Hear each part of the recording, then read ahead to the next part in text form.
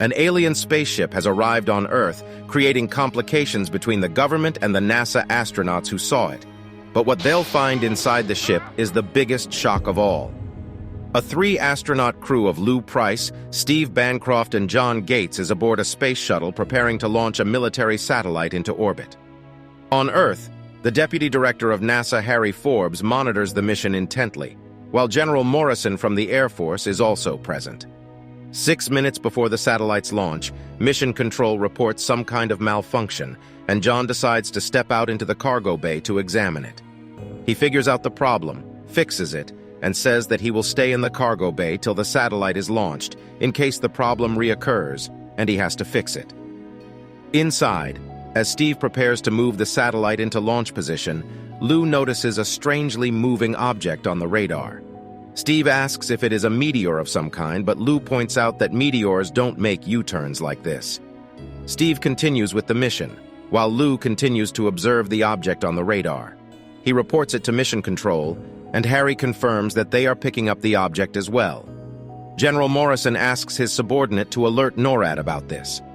As the satellite is placed into launch position, Lou notices on the radar that the object has settled right above them. He looks out of the window, and sure enough, there is an advanced spaceship right in front of them.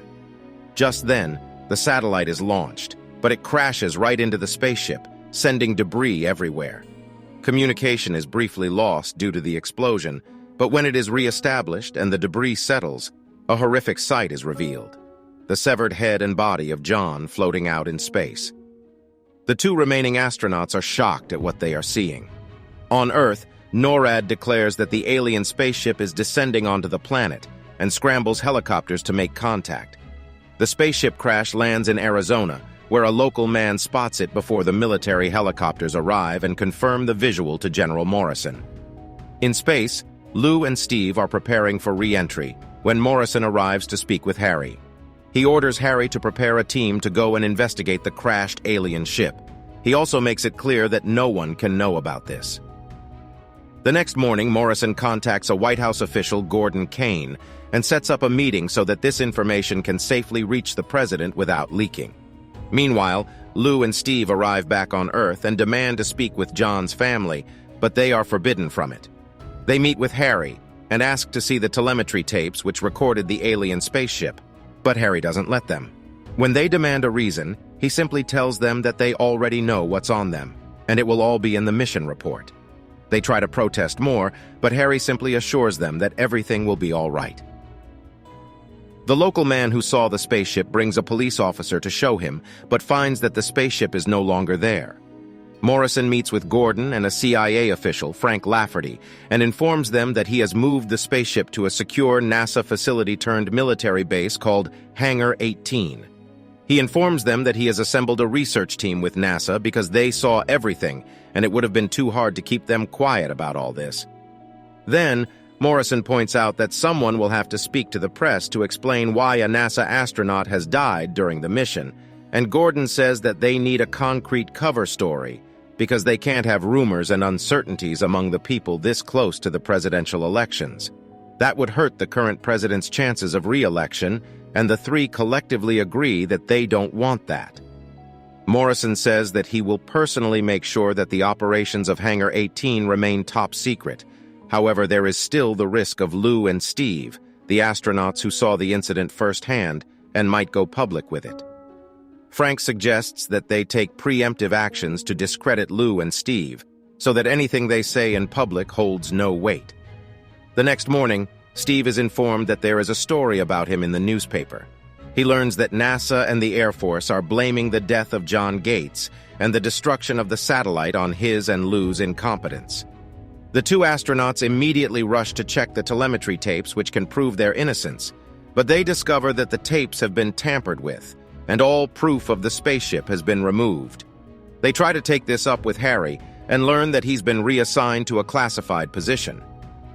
A senior NASA official, Phil Cameron, arrives at Hangar 18, and Harry shows him the alien spaceship. Phil asks if there was any exterior damage to the ship, and Harry points out that there wasn't, which means it was a controlled descent, not a crash landing. This means that there is someone inside the ship. Phil wonders out loud if he even wants to know what the creature inside the ship is like, and Harry says that he does. Steve and Lou realize that with NASA and the Air Force blaming them for the failed mission, their careers are over, so they must do something to prevent this. They cannot go to the newspapers with this story because the Air Force will just show the fake telemetry tapes and make them look like idiots.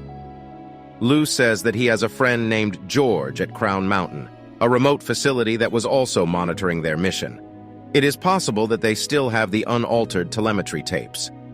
At Hangar 18, Harry has brought in specialists like a linguist named Neil Kelso and 2 doctors named Sarah and Paul. Paul, Harry, and Philip put on protective suits and head in to investigate the spaceship. As they approach the ship, they realize that they have no idea how to open it. However, right as Harry touches it, the ship door opens. The 3 men enter and admire the futuristic technology at work inside. After walking around for a while, they arrive at what appears to be the primary control center of the ship, and there, 2 chairs turn around, revealing 2 aliens. Steve and Lou arrive at Crown Mountain, and their hunch is proven right, as they do have the unaltered telemetry tapes. However, George tells them that this is a Department of Defense facility, so they'll never be able to take the tapes out of there. They ask George if he can give them a trajectory of where the spaceship landed, and he shows them that it landed in Arizona. Meanwhile, Gordon and Frank discuss the case of Tate, the local man who saw the spaceship. They deduce that no one will listen to Tate, so he is not a threat.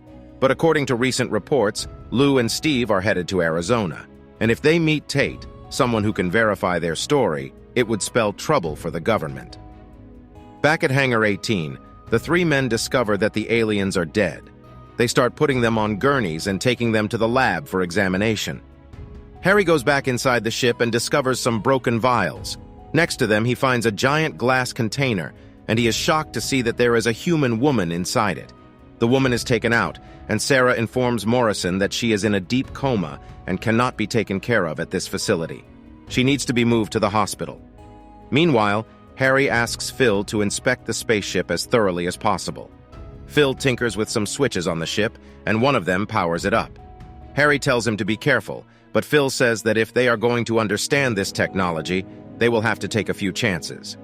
Neil, the linguist, studies the different symbols inside the ship.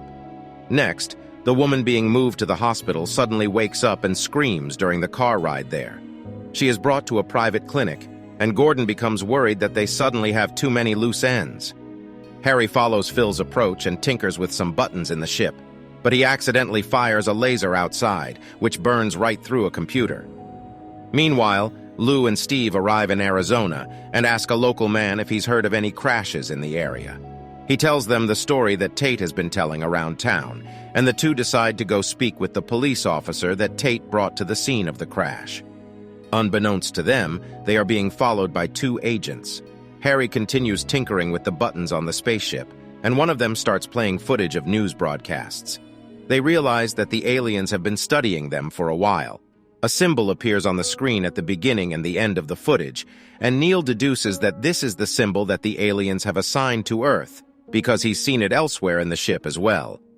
He also points out that he's seen the symbol somewhere before, but he needs to go and dig it up.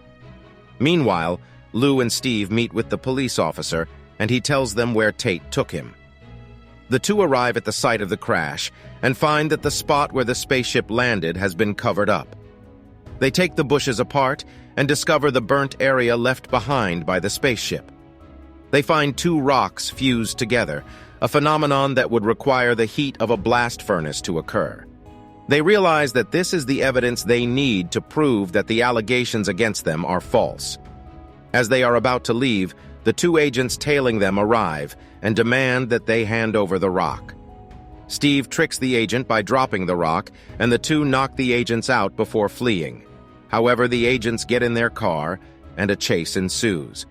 During the chase, the agents accidentally drive their car off of a bridge, causing an explosion that kills both of them. Gordon is outraged when he hears of the death of the agents, because this will attract attention from the media. Meanwhile, back at Hangar 18, Neil discovers that the symbols inside the spaceship are identical to the symbols found in the ruins of a 10,000-year-old civilization in Mexico. The symbols were found inside a giant pyramid, and no archaeologist has ever been able to deduce why that pyramid was built. This suggests that the aliens have been coming to Earth for a long time, and using the knowledge that archaeologists have accumulated about the ancient symbols, they may be able to translate the alien language. Sarah and Paul perform an autopsy on the dead aliens and discover that they are mostly identical to humans. They even have an appendix, which is an evolutionary remnant in present-day humans. This means that the alien species has gone through a similar evolution to humans. Meanwhile, Phil figures out that the alien spaceship is powered by fusion reactions, but he is still confused, because even with that technology, it would not generate enough speed for interstellar travel. This means that this particular spaceship didn't come from interstellar space. It came from a nearby mothership that traveled that distance.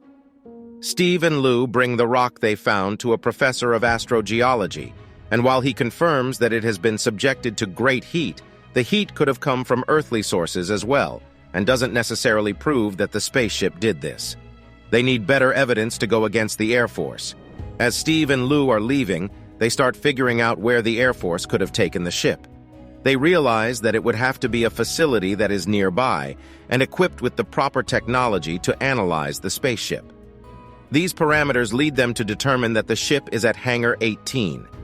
Neil manages to create a translation key for the alien language, and using the key, Harry's team translates an entire document about Earth found aboard the spaceship.